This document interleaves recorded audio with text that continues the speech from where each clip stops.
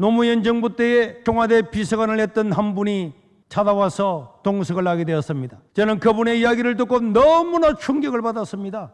여러분, 지금 제가 실명을 거론하면은 그렇지만은 제가 그동안에 실명을 많이 거론했는데 요새는 원체 고소고발을 많이 해서 도지사 하다가 여러 가지 문제로 낙마했던 사람이나 또 여러 가지 문제를 일으켰던 장관했던 분이나 이런 분들이 청와대에서 모여서 기독교 인구가 1,300만 명이나 할 때에 기독교 인구를 지금의 10분의 1로 줄여야 된다.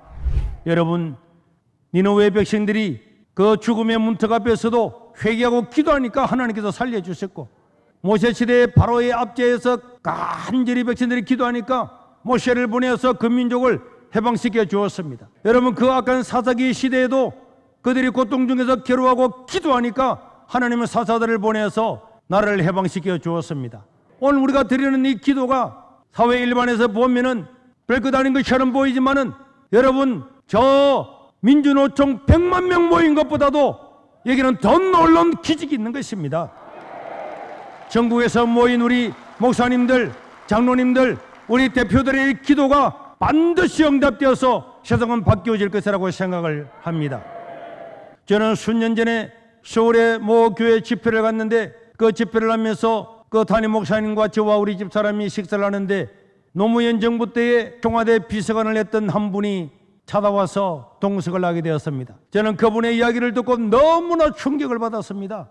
여러분, 지금 제가 실명을 거론하면은 그렇지만은 제가 그동안에 실명을 많이 거론했는데 요새는 원체 고소고발을 많이 해서 도지사 하다가 여러 가지 문제로 낙마했던 사람이나 또 여러 가지 문제를 일으켰던 장관했던 분이나 이런 분들이 청와대에서 모여서 기독교 인구가 1,300만 명이나 할 때에 기독교 인구를 지금의 10분의 1로 줄여야 된다. 이런 것을 청와대에서 언론하면서 그렇게 기독교를 많이 두면은 절대로 우리가 정권을 유지할 수 없다는 이런 이야기를 할 때는 이야기를 듣고 저는 그때부터 계속적으로 이 국가를 위해서 교회를 위해서 기도하면서 경각심을 가지고 있었습니다. 작년 4.15 총선 전에 지금 통일부 장관이 했던 이현영은 총선에서 압도적으로 승리해서 종교계를 개편해야 된다고 이야기했습니다. 여러분, 자기가 뭔데 종교계를 개편하겠습니까? 저는 청와대에 있는 주사파 이름을 한 사람 한 사람 검명을 하면서 이들을 절대로 국회에 보내서는 안 된다고 설교를 함으로 말미암아서 선거법 위반으로 조사를 받고 경찰, 검찰 모든 조사를 받고 여러 가지 고통을 겪게 되었습니다. 그리고 이런 것을 저는 연장선상에서 이 정부의 요직에 있는 사람들이 얼마나 기독교를 혐오하고 있는가, 어떻게 하면 한국 기독교를 말살시키려고 노력하고 있는가에 대해서 생각을 하고 있었습니다. 작년 김영춘 민주당 의원은 대통령의 측근이잖아요. 그런데 코로나가 왔다는 핑계로 코로나가 걸릴 가능성 1%가 있다면은 모든 교회를 폐쇄하고 자기들 마음에 드는 교회만 허가지로 교회를 열어줘야 된다. 이런 것들 자기가 대통령에게 직접 건의를 하고 그 다음에 문광부 장관에게도 그것을 압박을 하는 것을 국회 질문을 통해서 직접 들었습니다. 그래서 작년 부산 선거, 시장 선거 3일을 앞두고 민주당 후보로 나왔던 그 김용춘을 비판했는데 그것 때문에 고발당해서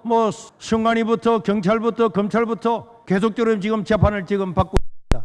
저는 국민 참여 재판을 신청을 했고, 여러분, 우리 교회는 예배를 드리다가 폐쇄된 당사자입니다.